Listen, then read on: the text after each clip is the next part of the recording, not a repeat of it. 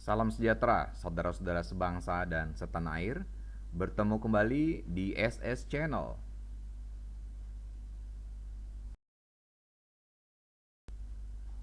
Kita melanjutkan pembelajaran kita untuk mengenali Alkitab Perjanjian Baru. Dan saat ini kita akan melanjutkan pembahasan tentang kelompok kitab surat-surat. Sebelum lebih lanjut, saya mengingatkan saudara untuk subscribe, tekan tombol like, berikan komentar, bagikan kepada teman-teman, dan juga bunyikan lonceng notifikasinya. Langsung saja kita kepada kelompok surat-surat. Sesi yang kedua, Galatia, Efesus, Filipi, dan Kolose. Surat Galatia. Galatia adalah wilayah di utara Asia Tengah. Adapun penduduk Galatia maupun warga jemaat di Galatia adalah masyarakat yang plural. Tentang surat Galatia, sampai sekarang masih menjadi perdebatan tentang tahun penulisannya. Ada yang menduga sebelum tahun 49, ada yang menduga tahun 53, ada pula yang menduga di sekitar tahun 56.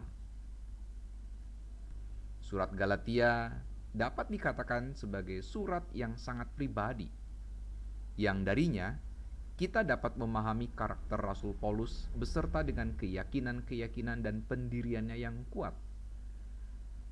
Surat ini menjadi salah satu petunjuk yang menggambarkan tentang kehidupan kekristenan mula-mula, terutama gambaran tentang kontroversi pada masa itu, yaitu menyangkut pertanyaan, apakah orang Kristen harus disunat?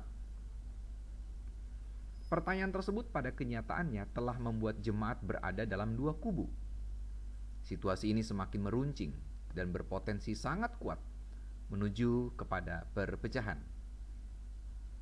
Mereka yang berlatar belakang Yahudi serta ditunggangi oleh kepentingan Yahudi bersikukuh bahwa orang Kristen tetap harus disunat sebagai tanda keselamatan. Sementara orang Kristen non-Yahudi menjadi bimbang. Bagi Rasul Paulus, kontroversi tersebut menjadi kesempatan yang sangat bagus untuk ia menjelaskan ajarannya. Surat ini ditulis oleh Paulus pada masa sekitar tahun 53 Masehi. Isinya terdiri dari 6 pasal, terbagi ke dalam yang pertama, pasal 1 ayat 1 sampai pasal 2 ayat 21, Paulus membela kerasulan dan ajarannya. Yang kedua, pasal 3 ayat 1 sampai pasal 4 ayat 31, iman akan Kristus adalah jalan menjadi anak-anak Allah. Selanjutnya pasal 5 ayat 1 sampai pasal 6 ayat 10, Kristus memberikan kebebasan dan Roh menuntun orang beriman. Terakhir pasal 6 ayat 11 sampai ayat 18, peringatan-peringatan terakhir. Surat Efesus. Kota Efesus adalah kota unik, dihuni oleh masyarakat plural dari beragam latar belakang budaya. Salah satu penanda kota ini adalah kuil Dewi Artemis, yaitu kembaran dewa Apollo. Efesus juga dikenal sebagai kota perdagangan yang sangat maju pada masanya. Jemaat Kristen Efesus adalah jemaat yang harus berhadapan dengan tantangan utama dari aliran filsafat yang berkembang pada masa itu, disertai dengan praktek-praktek ritual penyembahan terhadap dewa-dewi di sana. Surat Efesus ini menjadi semacam rangkuman atas banyak tema ajaran dari Paulus. Walaupun demikian, tema penting di dalam surat ini adalah tentang kesatuan tubuh Kristus, yaitu satu Tuhan, satu iman, satu baptisan. Ada di pasal 4 ayat yang kelima.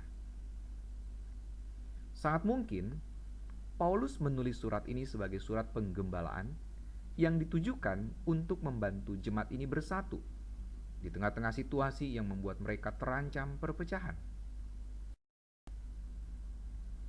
Surat ini ditulis oleh Paulus pada masa sekitar tahun 58 Masehi. Jumlah pasalnya ada 6, berisi yang pertama di pasal 1, salam, berkat, dan doa. Yang kedua, pasal 2 sampai pasal 3, Kristus mempersatukan dan mendamaikan umat Allah. Selanjutnya pasal 4 sampai pasal 6, hidup sebagai tubuh Kristus dan anak-anak terang. Surat Filipi. Filipi adalah kota tua pada masanya dan sudah melewati masa kejayaannya.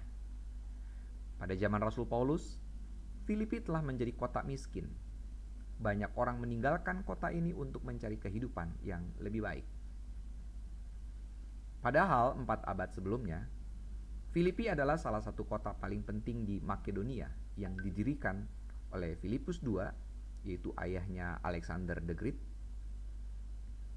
Beberapa ahli percaya bahwa surat ini ditulis oleh Paulus ketika ia berada di penjara di salah satu kota berikut, yaitu Efesus, Kaisarea, atau di Roma, dalam statusnya sebagai tahanan rumah.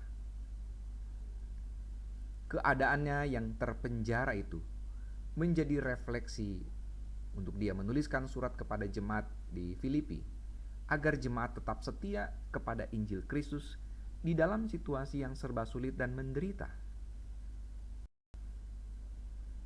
Ditulis oleh Paulus dalam rentang masa tahun sekitar tahun 57 sampai 59. Jumlah pasalnya ada 4 yang berisi.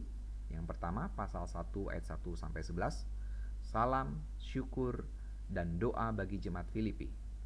Dilanjutkan pasal 1 ayat 12 sampai pasal 2 ayat 18, hidup bagi Kristus. Selanjutnya lagi pasal 2 ayat 19 sampai pasal 4 ayat 9, peneguhan dan nasihat. Ditutup dengan pasal 4 ayat 10 sampai ayat 23, ucapan terima kasih dan salam penutup. Surat Kolose. Kota Kolose adalah kota kecil di sebelah timur kota Efesus. Kota ini berdekatan dengan kota Laodikia dan Hierapolis. Paulus mengetahui tentang jemaat di Kolose dari rekan pelayanannya yang bernama Epafras, dan ia menyatakan syukurnya kepada Allah karena jemaat Kristen di sana berpegang teguh dalam iman. Tentang surat ini, para ahli mengalami kesulitan untuk memastikan kapan surat ini ditulis. Bahkan ada pula yang berpendapat bahwa surat ini bukan ditulis oleh Paulus, melainkan oleh orang yang mengatasnamakan Paulus untuk menyampaikan pesan ataupun ajarannya. Pada masa itu, hal tersebut merupakan hal yang lumrah ketika murid atau pengikut seseorang menyampaikan ajaran dengan mengatasnamakan gurunya. Surat ini menjadi salah satu surat yang syarat dengan pandangan filsafat. Nampaknya Paulus sengaja menuliskannya dengan cara demikian dalam rangka beradaptasi dengan gaya orang Kolose yang gemar berfilsafat, terlebih dalam rangka memberikan pesan kesejajaran posisi Tuhan Yesus berbanding dengan sosok-sosok ilahi di dalam kepercayaan orang Yunani. Sekaligus untuk menyampaikan pesan agar warga jemaat tidak mudah terombang-ambing dengan pengajaran sesat dan praktek-praktek keagamaan yang menyesatkan. Ditulis oleh Paulus dalam rentang masa tahun sekitar 57 sampai 59, jumlah pasalnya 4, terbagi ke dalam yang pertama pasal 1 ayat 1 sampai 23, salam, doa, nyanyian pujian bagi Kristus. Dilanjutkan dengan pasal 1 ayat 24 sampai pasal 2 ayat 19.